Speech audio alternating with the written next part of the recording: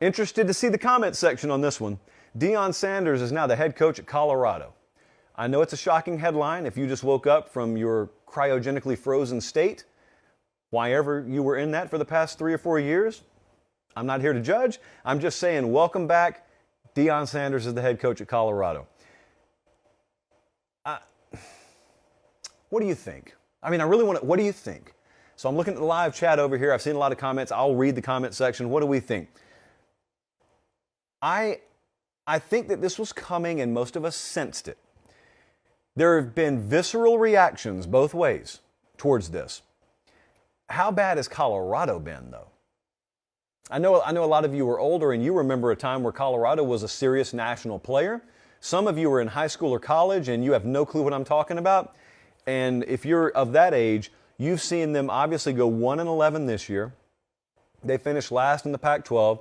They have 2 winning seasons since joining the Pac-12, which was all the way back in 2011. 2 winning seasons. They just lost double-digit games for the 4th time since 2010. They have 8 bowl games this millennium. They're 1-7 in those bowl appearances. They have never finished higher than 35th in the recruiting rankings in the modern era. And that was in 2017. Deion Sanders is a sellout, is what I got told today. This one took me by surprise a little bit. People told me that folks were going to be mad at this. I didn't really know how mad people were going to be. And I don't really care what reasons you have for being mad. But let me just respond to it, and I'll try not to get worked up. I need a blank piece of paper for this, actually. Second prop of the show. Someone told me today with a straight face. I mean, someone told me today with a serious face, Deion Sanders is a sellout for taking the Colorado job. Why is he a sellout? Well, he took the money. He left those kids behind. He lured them. He convinced them to come to Jackson State and then left them behind. Convincing, by the way, only happens when you're talking to someone who has a choice. So all those kids had a choice to go to Jackson State. In fairness, just like they have a choice now to leave if they so choose. I got a list here in my hand of all the people that are calling Deion Sanders a sellout that have turned down 2,000% raises and definitively better jobs recently. It's a blank sheet of paper. No one does it because all you fools are hypocrites. It's a sellout. The ones who call folks like Deion Sanders a sellout are the ones who never, and they know, they'll never have that option.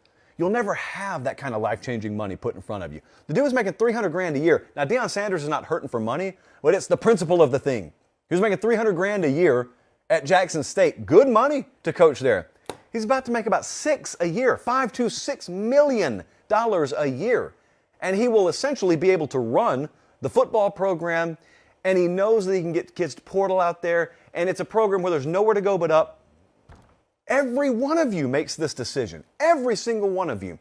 The other day I had someone who wasn't being foolish. They were being respectful, but they were asking, do you think that he's leaving too soon because he promised to do certain things for Jackson State, which he still is.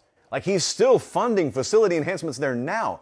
But their point was he promised to bring relevance to historically black colleges. He promised to fulfill certain things at Jackson State, and he hasn't. And he promised to bring more attention. That was the wording that was used, and he hasn't. And I'm like, what are we watching? Because I remember, and I took you back to last signing day, when they got Travis Hunter out of nowhere. And I remember sitting there down in Fort Lauderdale, like I told you the other day. I mean, we were on air at 1 o'clock. We had already been on air several hours. A&M's in the process of loading up on a historic recruiting class. We had talked more about Jackson State than we had Texas A&M on the day where A&M was landing that class. He got 7 former 4- and 5-star recruits to Jackson State on the roster right now. They may not all be there tomorrow. He made a huge difference. He brought College Game Day to Jackson State. Like, that stuff's not happening otherwise. So I seriously ask this, and maybe I'm wrong here. Are there a lot of people who thought Deion Sanders was going to go to Jackson State and stay there a decade? If he had options to leave and go to a bona fide Power 5 program, even Colorado.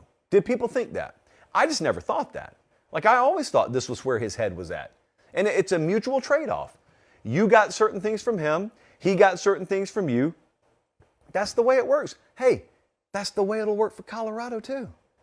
I'm not saying Mike Norvell's in any hot water whatsoever. I'm just saying if that Florida State job were to come open, or any of maybe a dozen other jobs down the road that are more high profile in nature than Colorado, he'll be headed there. This is called progression. This is called natural elevation. This is how you work your way up the rungs of the ladder. Now, Deion Sanders is Deion Sanders, so he can afford to do it in a little more unconventional of manner. But this is how you do it. And I think that this announcement, by the way, has to go hand in hand with what's going to happen tomorrow. And I'm going to talk about it more in a second. But tomorrow is when the transfer portal window opens up.